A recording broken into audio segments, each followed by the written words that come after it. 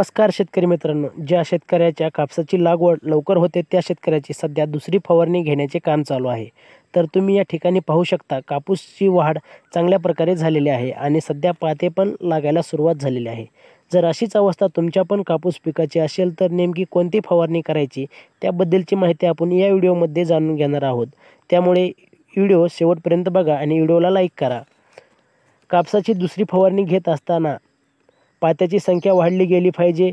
एकंदरीत कापूस पिकातील थ्रिप्स, मवा, तुडतुडे असेल यासारख्या रोगांना कसे थांबवता येईल याकडे लक्ष देणे गरजेचे असते.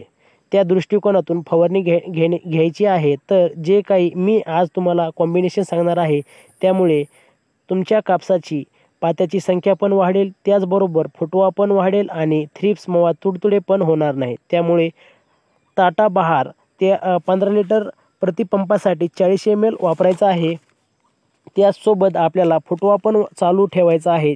ज्या काही फांद्या वाढल्या गेल्या पाहिजे त्यासाठी आपल्याला 12-61-0 विद्राव्य खत वापरायचे आहे. 15 लिटर पंपासाठी 70 ग्राम वापरायचे आहे.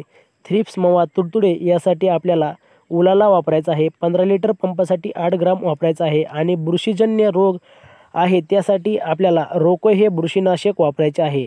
ते घेत असताना 15 लिटर पंपासाठी 30 ग्राम घ्यायचे आहे. व्हिडिओ आवडला असेल तर आमच्या व्हिडिओला लाईक करा आणि चॅनलला सबस्क्राईब करा. असे